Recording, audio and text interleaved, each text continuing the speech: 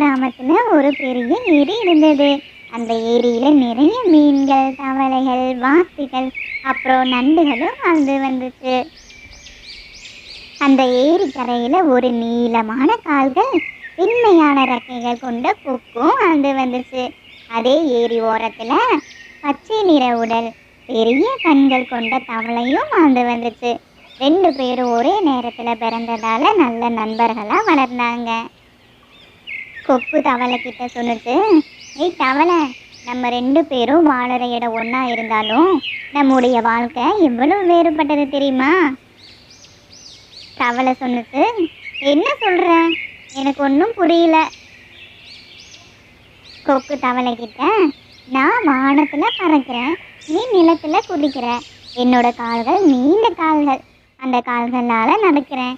உன்னோட கால்கள் குட்டையான கால்கள், அதுல நீ துள்ளி குதிக்கிற. தவளை கொக்கு கிட்ட, அது சரிதான், ஆனாலும் நம்ம 2 பேரும் சிறந்த நண்பர்கள், அப்படித்தானே? கொக்கு சொன்னுச்சு, ஆமாம் ஆமாம், அதுதான் நம்ம நட்போட சிறப்பு. ஒரு நாள் கொக்குக்கு ரொம்பவுமே பசி எடுத்துச்சு. அது சின்ன சின்ன மீன்களை பிடிக்க முயற்சி பண்ணிட்டு இருந்துச்சு. ஆனா எல்லா மீன்களுமே கொக்குக்கு பயந்து போய் தண்ணிக்குள்ள ஒளிஞ்சிட்டு இருந்தாங்க. கொக்கு ரொம்ப கவலையா, ஐயோ முடியல, பசியும் அதிகமாயிட்டே இருக்கு, ஆனா ஒரு மீன் கூட கிடைக்கல. இப்படியே போனா நான் மயக்கம் போட்டு விழுந்துருவேன். கொக்கு ஏரிக்கரை ஓரத்துல நடந்து போயிட்டு இருந்துச்சு. ஆனா அங்க முட்புதர் இருந்தது அது கவனிக்கவே இல்லை. திடீர்னு கொக்கோட காலு அந்த முட்புதர்ல மாட்டிக்கிச்சு. தவளை இதை பார்த்துட்டு, கொக்கு நண்பா என்னாச்சு அப்படின்னு கேட்டுச்சு. கொக்கு சொன்னுச்சு, நான் இதுல மாட்டிக்கிட்டேன், காலை வெளியே எடுக்கவே முடியல, எப்படியாவது எனக்கு உதவி பண்ண அப்படின்னு கொக்கு தவளை கிட்ட சொன்னுச்சு. தவளை, கவலைப்படாத, நான் உன்னை வெளியே எடுத்துடுறேன் அப்படின்னு தவளை என்ன செய்யறது அப்படின்னு யோசனை பண்ணுச்சு. தவளை ஏரிக்கரையில இருந்த வாத்துக்களையும் மற்ற தவளைகளையும் கூப்பிட்டுச்சு.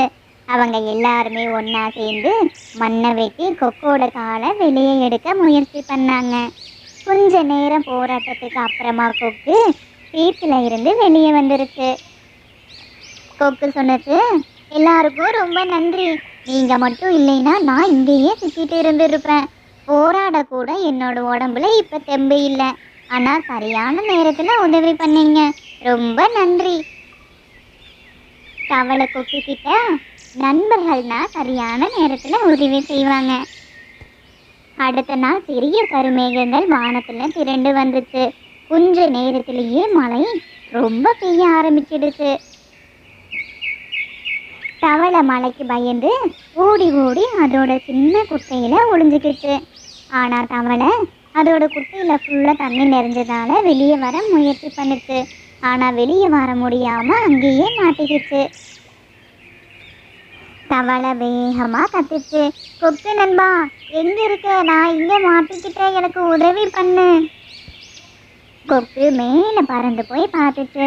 தவளை தண்ணியில மூழ்கிற நிலையில இருந்தது. கொக்கு கீழே பறந்து வந்து அதோட நீளமான அழகை நீட்டுச்சு. தவளை கொக்கோட அழகை இறுக்கமா பிடிச்சு அதோட முதுகில ஏறுச்சு. கொக்கு அந்த நீர் பெருக்கிலிருந்து தவளைய ஒரு பாதுகாப்பான உயரமான இடத்துக்கு கொண்டு போச்சு.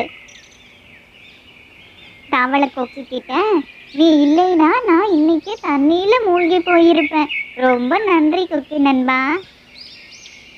கொக்கு தவளை கிட்ட, நண்பர்கள்னா எப்பவும் ஒருவருக்கொருவர் உதவி செய்யறதுல தான் இருக்கு. அந்த நாளுக்கு அப்புறமா அவங்க இன்னும் நல்ல நண்பர்களா பழக தொடங்கினாங்க. இந்த கதையிலிருந்து நம்ம தெரிஞ்சுக்கிறது என்னன்னா, உண்மையான நட்புங்கிறது ஒருவருக்கொருவர் உதவியாக இருப்பதும் எந்த நேரத்திலும் ஆதரவாக இருப்பதும் தான். Please like, share and subscribe. Thank you.